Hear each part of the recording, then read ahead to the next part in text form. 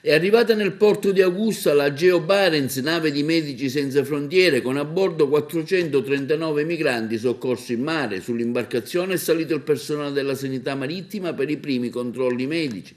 Lo sbarco previsto sarà completato nella giornata di stasera, inizierà dopo che saranno eseguiti dai medici i tamponi anti-Covid-19.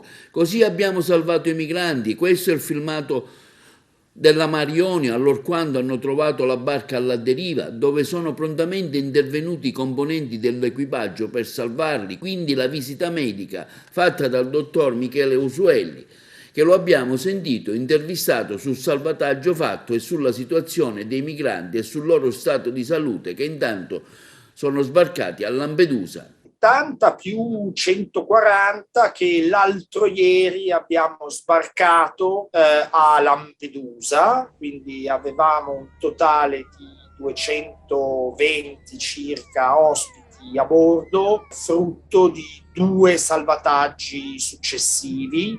Sono tutti vivi, nonostante nel primo imbarco il barchino, quando i 2 ribs, i 2 gommoni di salvataggio sono scesi dalla Marionio per andare a soccorrerli, stesse già imbarcando molta acqua. C'erano persone con i secchi di latta di vernice che continuativamente toglievano acqua dall'imbarcazione. Le persone che io ho trovato a bordo, insieme a un marinaio, eravamo noi che dal gommone le prendevamo e le portavamo su.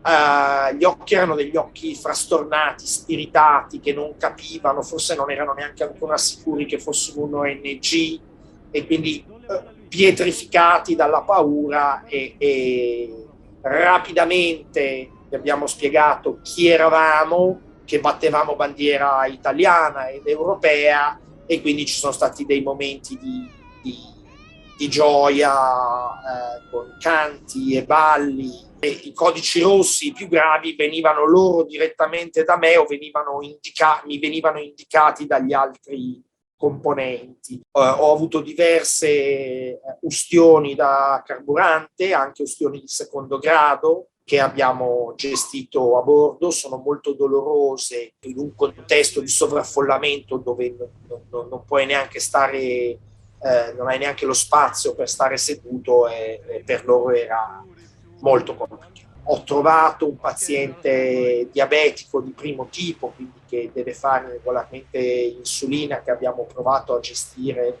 per 36 ore, anche con infusione in vena. Immaginatevi una situazione veramente di densità, dover gestire una linea venosa, e poi lui è stato evacuato di emergenza per motivi medici, insieme a un ragazzo sudanese con un'enorme massa tumorale che veniva fuori dall'addome. Mi ha raccontato che gli avevano fatto una specie di biopsia in Libia, da quel tramite da cui erano entrati col lago per biopsiare. C'era un'infezione purulenta, fistolizzata, orribile, tantissima scabbia, anche casi, io ho fatto tanta Africa, ma così grave non l'avevo mai visto, proprio i corpi mangiati dalla scabbia in 3 casi, e tantissimi lividi, percosse, cicatrici. Ho sentito alcune storie e visto nei loro corpi cosa succede nei centri di detenzione in Libia. I segni delle torture e i racconti delle torture, sì, quelli li ho visti e li ho ascoltati. Intanto sono state diffuse le immagini delle prigioni libiche di Ain Zara, dove tanti giovani sono rinchiusi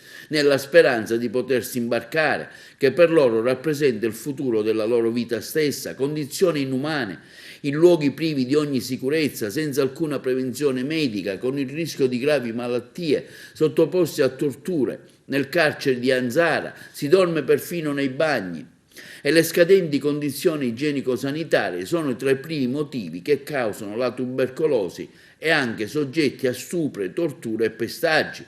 Intanto Il GIP di Agrigento archivia definitivamente l'inchiesta sul salvataggio avvenuto nello scorso maggio del 2019. Sia il comandante che il capo missione della Mar Mediterranea prosciolti da ogni accusa. Il salvataggio avvenuto lo scorso 9 maggio del 2019, quando la nave Marionio soccorreva a 35 miglia dalla costa libica in zona SAR 30 persone, e che si rifiutarono quindi di consegnare i migranti alla Guardia Costiera libica, nonostante l'invito fatto dalla nostra Marina Militare.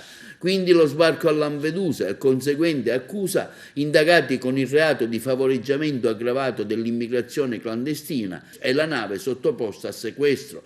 Oggi, dopo 1000 giorni, arriva la decisione del GIP del Tribunale di Agrigento, Michela Raimondo, su richiesta dei procuratori Vella e Bavarelli, di archiviare definitivamente l'inchiesta. Tra le motivazioni, quelle di avere agito in stato di necessità nell'adempimento del dovere del salvataggio previsto dal diritto internazionale della navigazione.